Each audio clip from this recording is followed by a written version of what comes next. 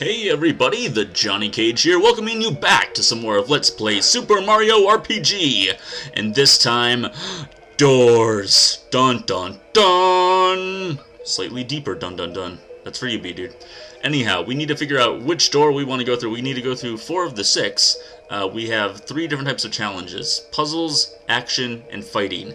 And I'm gonna start by going through door number 6 and getting some fighting done, because that's just the kind of person I am. Now, these fights are really simple. I'm not going to show them because it is just 10 minutes of your time that's better spent doing something else. So I'll show the first one just to see what we're dealing with, and that's a Goombas, the most basic enemy in all Mario games. You fight 12 enemies in each of these fighting challenges. There are 2 fighting challenges, as I said. And then at the end of these, you get a treasure.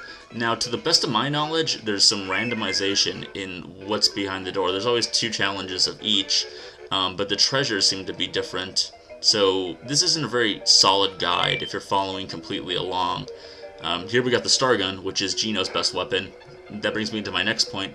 As we transition to door number 3, which has Bowser's Drill Claw. Oh, what a transition indeed, right?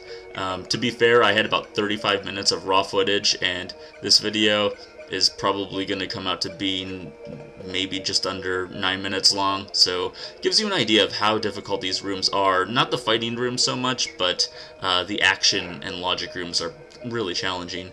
So we got the Drill Claw. As you can see, not much of an increase for Bowser as far as his attack goes, only 10, but, you know, it's enough to make it the ultimate weapon.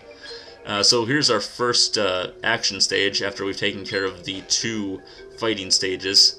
And this is actually not my first time going through here, as you will be able to tell by that treasure chest that I already had previously.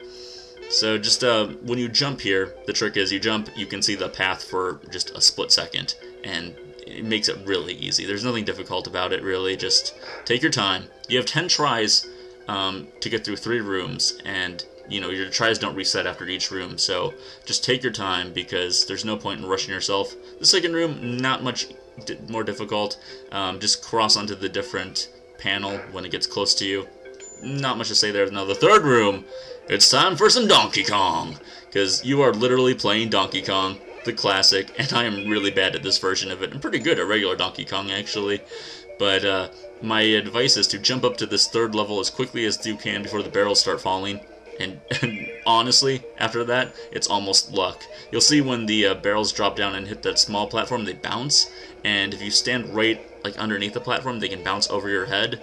That's about all the advice I can give you, though. And then you got S&M Donkey Kong at the end there. I don't know why they couldn't have just used a regular Donkey Kong sprite. I think that would have been even more classic.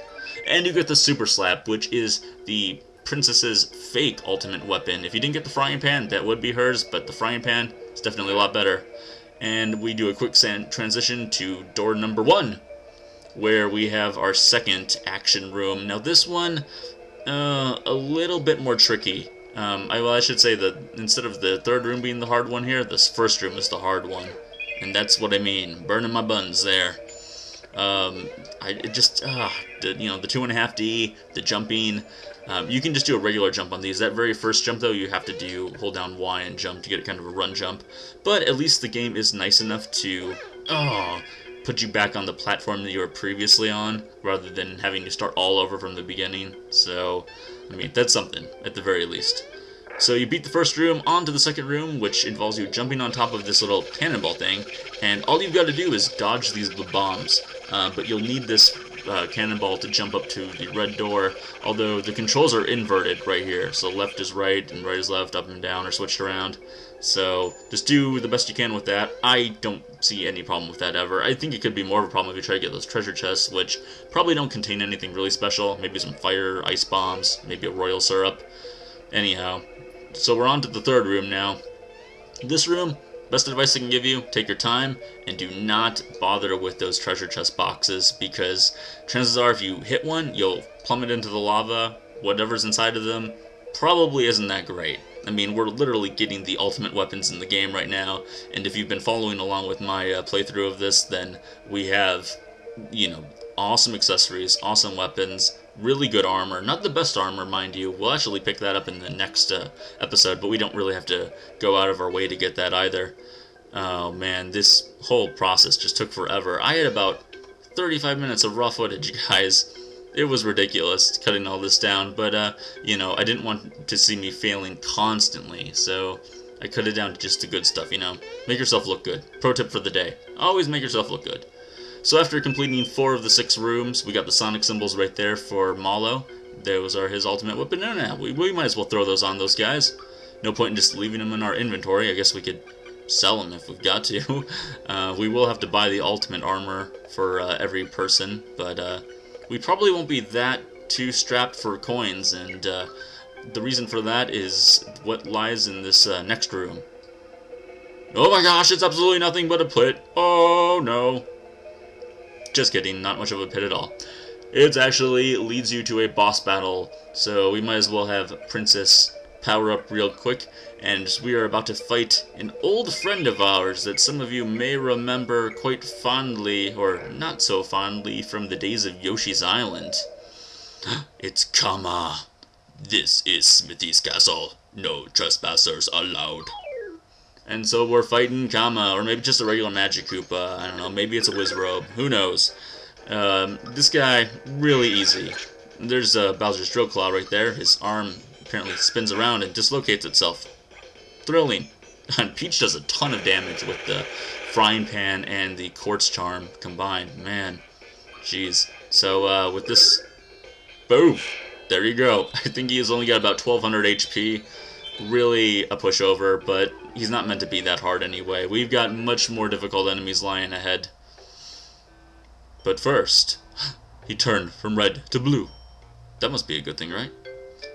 Magic Koopa. Huh? Where am I? Oh, Bowser, hello. How have you been? I made it back here somehow, but it seems like I've been brainwashed or something. I can't seem to remember anything. Have I done something wrong? Don't worry about it. Let's just put it behind us. It's great running into a loyal Koopa Trooper like you. No, I'm glad. It looks like you've got some tough new troopers now. But my magic can still help you. Watch this. Ho! Kala! Ku! Pow! Or Pua! Hoo-ha! This magic treasure box will never run out of coins. Just keep hitting it. It's surprisingly satisfying. I'll be here if you need me. Come on by whenever you need to rejuvenate your HP and magic. Nice. So Kama, helping us out. And the box is exactly as he said. You can just keep on hitting it. Unfortunately, it only gives you 1 coin every time you hit it. But, you know, it's there. It's pretty neat. Endless supply of money. You've come to the right person. Bam! Looks like he's been touched by God or touched by Jesus. Anyhow, that's going to do it for me now, guys. Sorry this episode was a little short. I guess I could have shown you a lot more of me dying and failing. But, you know, go through all the rooms. Try them out yourself. Find out what you like. You might enjoy the logic rooms a lot more than I do. I'm not much of a fan of them. And I wasn't about to just find the answers online and just play through them like that. I wanted you to, you know, show my true MLG Gamer Pro abilities that I really don't have. But anyhow, guys, next time we're going to dive deeper into Bowser's Keep. We're probably going to go to the factory, and heck, we might even fight Smithy. Well, to go to the factory, we'd have to fight Smithy. And by Smithy, I mean the sword. Ugh, I'm all sorts of screwed up. Anyhow, guys, thanks a lot for watching. This has been the Johnny Cage. Please subscribe, comment, and like if you have not. And I will talk to all of you guys tomorrow.